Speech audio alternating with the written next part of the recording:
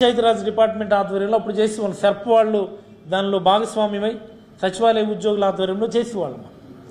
మరి ఇప్పుడు సెర్ప్ తీసి వేరే మినిస్టర్కి ఇచ్చున్నారు. సెర్ప్ డిపార్ట్మెంట్ని తీసి వేరే మినిస్టర్కి ఇచ్చారు. పంచాయతీరాజ్ అండ్ రూరల్ డెవలప్మెంట్ ఏమో ఉప ముఖ్యమంత్రి శ్రీ పవన్ కళ్యాణ్ గారు హ్యాండిల్ చేస్తూ ఉన్నారు.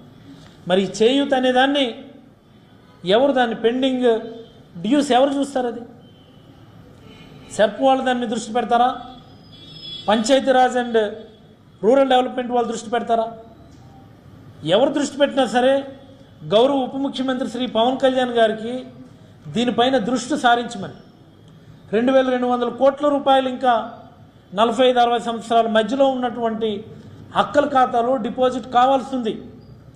ఎన్నికల కోడ్ కారణంగా డబ్బులు డిపాజిట్ కాకుండా ఆపారు. ఆ సందర్భంలో దాన్ని పూర్తి చేయమని, ఆ మహిళలకి శోకం మిగిల్చవద్దని మనస్ఫూర్తిగా నేనైతే ఈ ప్రభుత్వాన్ని వైఎస్ఆర్ కాంగ్రెస్ పార్టీ తరఫున అయితే కోరుతా ఉన్నాను.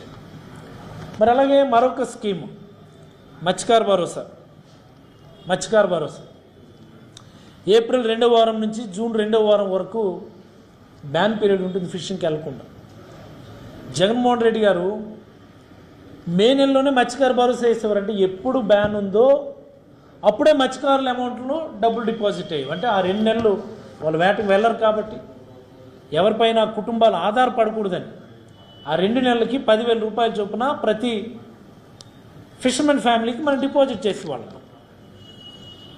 మరి ఏప్రిల్, మే, జూన్ అయిపోయింది, జూలై వచ్చేస్తూ ఉంది.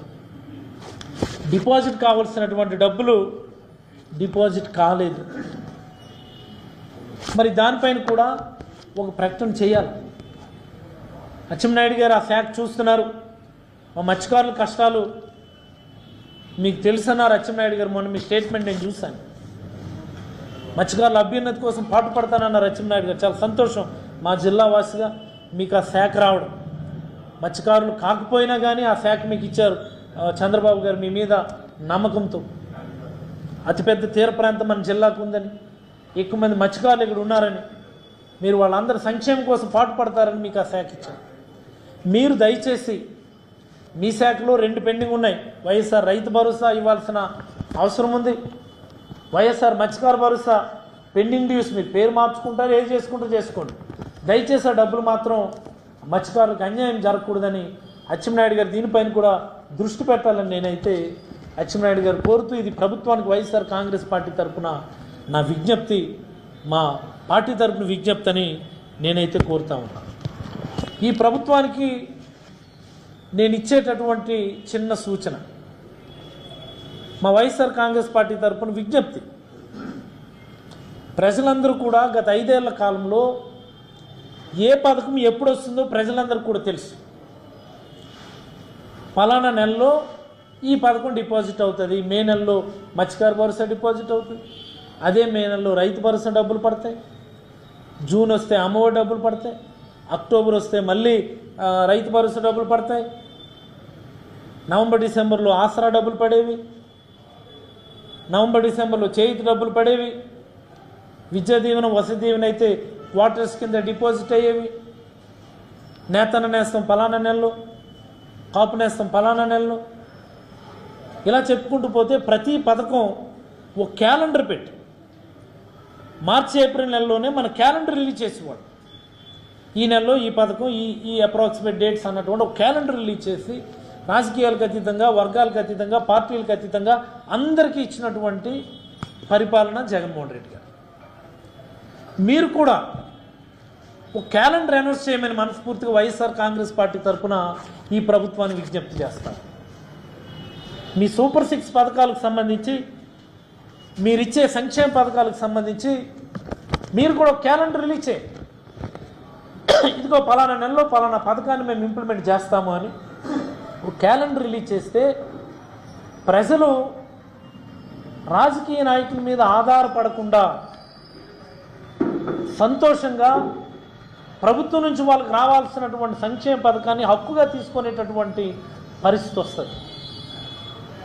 ఆ రకమైన పరిపాలన అందించాలని చంద్రబాబు నాయుడు గారికి వైఎస్ఆర్ కాంగ్రెస్ పార్టీ తరఫున మనస్ఫూర్తిగా నేనైతే కోరుతా ఉన్నాను. నేను ఎందుచేతంటే మీరు ఇచ్చినటువంటి హామీలు ఒక్క పెన్షన్ తప్ప మిగతా ఏ హామీ గురించి కూడా ఎవరు మాట్లాడట్లా. పెంచి పెన్షన్ ఇస్తానన్నారు మీరు. పెన్షనర్లందరికీ కూడా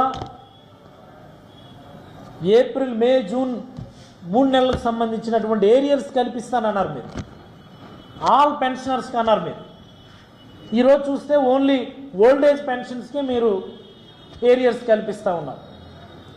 old age and single lady pensions, widow pensions, వాటికి 4,000 రూపాయలని 3,000 రూపాయలు ఏరియర్స్ కలిపి వాళ్ళకే ఇస్తూ ఉన్నారు. మరి ఫిజికల్లీ డిజేబుల్డ్ వాళ్ళకి ఏరియర్స్ ఇవ్వడంలా, ఇతరత్ర వాళ్ళకి ఏరియర్స్ ఇవ్వడంలా, వాళ్ళందరూ కూడా మీరు ఏరియర్స్తో కలిపి ఇస్తారన్నటువంటి ఆశతో ఉన్నారు. వికలాంగులు అయితే 3,000 చొప్పున ఎవ్రీ మంత్ ఏరియర్స్ కలిపితే 3, 9,000 ప్లస్ 6,000 అంటే 15,000 రూపాయలు వస్తుంది మాకు అని వాళ్ళందరూ కూడా మీకు ఓట్లు వేస్తున్నారు. కానీ అది జరుగుతున్నట్టయితే ఎక్కడ స్టేట్మెంట్స్లో అనిపించట్లేదు. ఓన్లీ ఏదైతే మీరు 3,000 రూపాయలు, 4,000 రూపాయలు పెన్షన్ పెంచారో వాళ్ళకే ఏరియర్స్ కల్పిస్తున్నట్టుగా వార్తలు వస్తూ ఉన్నాయి. మరి ఆ ఫిజికల్లీ డిజేబుల్డ్ వాళ్ళు, కిడ్నీ డిసీజ్ వాళ్ళు, ఇతరత్ర వాళ్ళకి ఏమైనా ఏరియర్స్ అంటే కంప్లీట్లీ బెడ్ రిడెన్ వాళ్ళు కూడా ఏదో పెన్షన్ పెంచారంటున్నారు. మరి వాళ్ళు కూడా ఏరియర్స్ కల్పిస్తే బాగుంటుందని వైఎస్ఆర్ కాంగ్రెస్ పార్టీ తరఫున ఈ ప్రభుత్వానికి నేనైతే మనస్ఫూర్తిగా కోరుతా ఉన్నాను. చివరిగా ఒక్క మాట చెప్పాలి. ఇటీవల కాలంలో ఒకసారి చూస్తే ఓ రకమైనటువంటి చర్చకి తెలుగుదేశం పార్టీకి సంబంధించినటువంటి అనుకూల మీడియా వాళ్ళు ఒక రకమైనటువంటి చర్చకి తెరలేపినారు. ఏంటా చర్చ అంటే, సంక్షేమ పథకాలు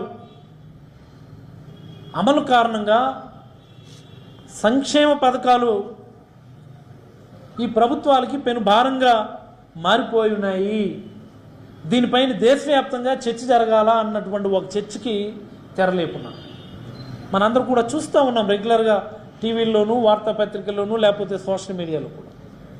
చాలా ముఖ్యమైనటువంటి మాట ఇది. తెలుగుదేశం పార్టీ అనుకూల మీడియా వాళ్ళే, అనుకూల హ్యాండిల్స్ వాళ్ళే సంక్షేమ పథకాల అమలుపైన దేశవ్యాప్తంగా చర్చ జరగాల, సంక్షేమ పథకాలు ప్రభుత్వాలు భారంగా మారిపోయాయి అని చెప్పేసి చర్చ జరగాలని అంటూ ఉన్నాం.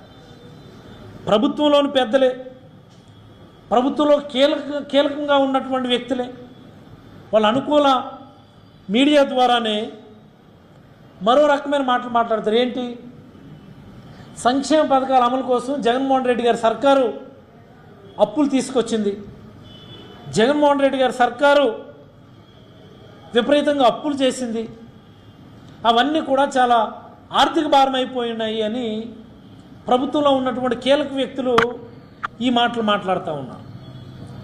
ఇంకో పక్క ఏమంటున్నారు, జగన్మోహన్ రెడ్డి గారు అప్పులు తీసుకొని రావడం వల్ల చివరికి ఇప్పుడు సంక్షేమ పథకాలు అమలు చేయలేనటువంటి పరిస్థితి వచ్చింది అని